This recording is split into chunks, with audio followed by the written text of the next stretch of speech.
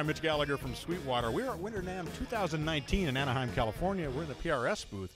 This is Jakko Jakszyk. Great to see you. Nice to be here.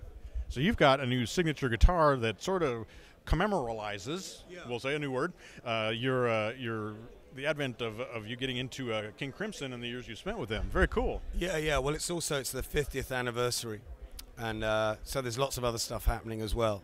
Right. So it seemed an appropriate moment, you know, to because when I first joined Crimson, PRS asked me, you know, can we build a special guitar for you? So they built this beautiful guitar with using the original artwork. So it's a kind of a version of the one that I play. It's Had you been involved with PRS guitars before that? Briefly, yeah. I mean, for about a year or so, and it was a change from historically. I've kind of loved kind of more vintage instruments, but in a live situation, I always took whatever was the latest technology. So I used to play Steinbergers because they just stayed in tune, and the PRS kind of felt like a combination of both. You know, it's like a modern guitar, but it feels like a vintage guitar, but it's kind of reliable, and you know, all of those things. Awesome. So during the press conference earlier today, you were telling a great story about how you came to join King Crimson and how many years back your desire to join King Crimson went. Well, when I was about 11, my next door neighbor, who was a few years older than me, and of course that's kind of significant when you're that age, so he was playing me music that I would never have access to, and I was intrigued by a lot of it. And then one day he played me this track which was on a sampler, and I mean that in the old-fashioned term of the word, which is an album with numerous tracks by different bands on the one label. And he played Schizoid Man, and it completely blew me away. And I thought, well, this doesn't sound like any of the other stuff. It's coming from a different place. And then they played in our local town the year after, and we went. And I kind of left that gig on a real high, and I felt like somehow my DNA had been changed, you know. I eventually became a musician, and my cynicism in the 80s, I looked back at that moment as a kind of rather naive, romantic teenage notion. But there you go. I ended up being in the band, the very band that I went to see. It's extraordinary. Yeah, isn't that awesome? Isn't that awesome? Now, that was not the first high-profile gig that you had, though. You also played with Level 42 and other acts. Yeah, I was lead guitarist in Level 42 for 4 or 5 years. Right. And you're doing more than just guitar these days. You also were talking about how you've been remixing some of the classic albums from that era. Yeah, I again, but kind of by accident, really. I remixed a Crimson album called Thrack. I did that with Robert.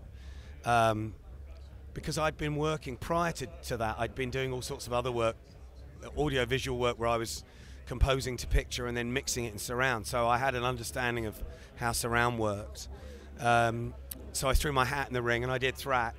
And then that led on to, I think Stephen Wilson recommended me to Ian Anderson. And I got on very well with Ian. So I've done a couple of Emerson, Lake and Palmer albums. I did Chris Squire's solo album from '75, Fish Out of Water. Bill Bruford's 2 first albums I remixed, which were great fun. And last year I started doing the Moody Blues back catalogue. I did Search of the Lost Chords. So. That's awesome. It's got to be a real kick to listen to those albums and hear all those individual parts and bring them back together. That's amazing. It's a kind of privilege, really. And it's intriguing too, you know, to when you listen to the final mix, you know, about what decisions were made and some overdubs that were left out. And on occasion, invariably everything I do in that field comes out as a kind of box, and it will contain everything, including the original mix. So I try not to be too slavish. That's my starting point, but you know, there's no point in coming up with an exact replica. So sometimes, like the Fish Out of Water, the Chris Squire thing, had the most incredible orchestral arrangements, some of which weren't used. So I thought, sod it, and I put them in because they sound great. You know. Does it work the same way when you're coming into a band? You were in Level 42 after Alan Holdsworth was doing some stuff, right? Which is a big shoes to follow there. And then, of course, the whole catalog of King Crimson. How much do you feel pressured, I guess, to duplicate what the original players did on those tracks? Well, I think it changes from tune to tune, really. And there are some guys in the current version of Crimson that have no history with Crimson. Like Gavin. I think Gavin may have heard one album. So when he hears a new when Robert suggests we do another song from the catalogue, Gavin treats it as if we'd just written one, and he comes up with a part that he thinks would be the most musical. And with regards to singing, I don't try and sing like Carlos Santana, ladies and gentlemen.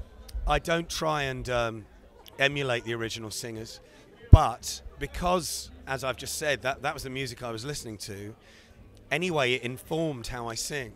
So I sing it like me, but that's who I listen to. So if it works, and hopefully it does, that's why. The other daunting thing, of course, is that we're playing parts of the early catalogue that Crimson historically haven't played in years. Historically, the previous versions of Crimson didn't go back beyond 1980 very much, maybe one or two tunes. So we're playing really old stuff along with brand new stuff. But the issue there was that in the 80s, Robert changed how he tuned his guitar. He's got this thing called new standard tuning. So the fanboy in me, when I was sat in a studio with Robert discussing what we might play, I was getting quite excited about. He said, "Oh, well, I think we should do Lark's Tongues and Aspic Part 1." I thought, "Oh, fantastic, not been played live in 30 years." But then he said, "Ergonomically, that's quite difficult for me to play in this new tuning. But you play in standard tuning, so you can play those parts." What? I can't play those parts. So I've ended up playing a lot of his parts. Yeah. It's got to be a lot of fun. Well, that's one way of putting it. I mean, it's inevitably daunting because I'm standing right next to the guy whose parts they are as I'm playing them. Well, congratulations on all your success in the industry. It's got to be a lot of fun playing these songs with classic songs and new music, and also getting to remix things. And congratulations on the signature guitar as well. It's beautiful. Can't wait to get my hands on one.